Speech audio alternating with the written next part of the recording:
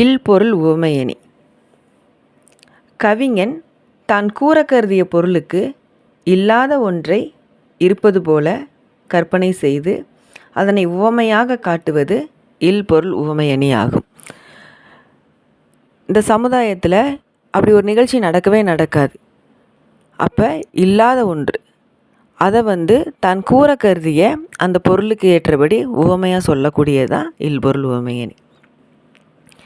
இதுக்கு நம்ம ஒரு எடுத்துக்காட்டு பார்த்தோம் அப்படின்னா, கண்ணுற்றான் வாலி நீலக்கார்முகில் கமலம் பூத்து மண் உற்று வரிவில் ஏந்தி வருவதே போலும் மாலை புண்ணுற்று வந்து அணைய சோரி பொறியோடும் பொடிப்ப நோக்கி எண்ணுற்றாய் என் செய்தாய் என்று ஏசுவான் இயம்பலுற்றான்.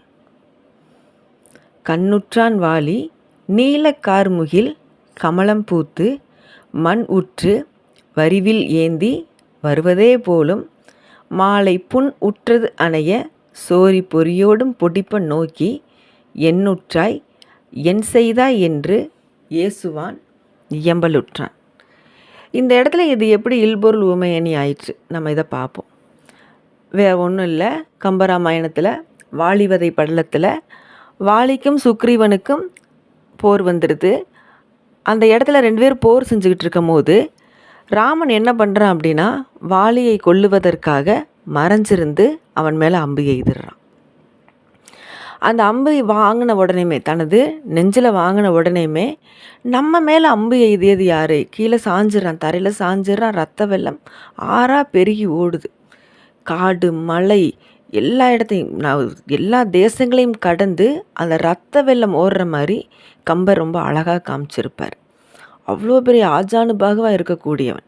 வானத்தில் இருக்கக்கூடிய தேவர்களே உச்சிக்குட்டி பார்ப்பாங்க, யாரா இப்படி வாலி இப்படி கீழே விழுந்துட்டானே, அம்பு பட்டு இப்படி கீழே சாஞ்சிட்டானே அப்படின்னு சொல்லிட்டு வானத்தில் இருக்கக்கூடிய தேவர்கள் கூட அதிர்ந்து பார்க்குற மாதிரி அந்த இடத்துல காமிச்சிருப்பாங்க. வாலியை போருக்கு கூப்பிட்டதே சுக்ரீவன் தான். ஆனாலும் அவன் கீழே அப்படி சாஞ்சு கிடக்கிறத பார்த்து சுக்ரீவனுக்கே கண்ணிலிருந்து கண்ணீர் சொரிஞ்சுக்கிட்டே இருக்கும். அவனுக்கு மயக்கமே வந்துடும். என்ன இருந்தாலுமே தான் ஆடாவிட்டாலும் தனது தசையாடும். அண்ணன் தம்பி உறவுக்கான ஒரு அழகான ஒரு முதுமொழி. அப்போ தன்னோட சொந்த அண்ணன் இந்த மாதிரி கீழே விழுந்திருக்கிறத பார்த்துட்டு மனசு தாங்காது சுக்ரீவனுக்கு. இந்த நேரத்தில் தன் மேலே அம்பு எய்தியது யார் அப்படின்னு தெரிஞ்சுக்கிறதுக்காக அந்த அம்பை தனது நெஞ்சிலிருந்து பிடுங்குவோம் வாலி. பிடுங்கி பார்த்தா அதில் ராமனோட பெயர் பொறிச்சிருக்கும். கொஞ்சம் கூட எதிர்பார்க்காத ஒரு பெயர். ஏன்னா ராமன் யார் அப்படின்னா, அந்த உலகத்துக்கே வேதம் போன்றவன், சூரிய குலத்தில் பிறந்தவன், தசரத சக்கரவர்த்திக்கு மகன். அவனா இப்படி ஒரு தவறு செஞ்சான்? ஏன்னா ராமன் பிறந்த குலம் சூரிய குலம். சூரிய குலத்தில் இப்படி ஒரு குற்றம் ஆகிற அளவுக்கு, ஒரு மறு தோன்ற அளவுக்கு இந்த மாதிரி ராமனோட செய்கை இருக்குமா? அவனுக்கு பயங்கர சந்தேகம். ஆனால் வேறு வழி இல்லை, நம்பி தான் ஆகணும். ஏன்னா நெஞ்சிலிருந்து பிடுங்கப்பட்ட அந்த அம்பில் ராமனோட பெயர் தான் இருக்குது. ஏன்னா தன்னோட மகனுக்காக தனது அரசாட்சியை துறந்தவன் தான் தசரதன். ராமன் அரசாளட்டும் அப்படின்னு சொல்லிட்டு ரொம்ப சந்தோஷமாக தனது அரசாட்சியை துறந்தான். ஆனால் ராமன் என்ன பண்ணான்? தன்னோட சித்திக்காக, கைகேயிக்காக தன்னோட அரசாட்சியவே கொடுத்து விட்டு வந்தவன் தான் ராமன் காட்டுக்கு. பரதன் அரசாளட்டும் அப்படின்னு சொல்லிட்டு கைகேயி சொன்ன உடனேயுமே எந்த மறுப்புமே தெரிவிக்காமல் அப்படியே ஆகட்டும் அப்படின்னு சொல்லிட்டு ஒரு வார்த்தை கூட எதிர்த்து பேச மாட்டான். நேராகவே காட்டுக்கு வந்துடுவான் தன்னோட மனைவியோட. அப்படிப்பட்ட நல்லவனா அப்படிப்பட்ட நல்லவனா இப்படி ஒரு தவறான ஒரு காரியத்தை செஞ்சான்.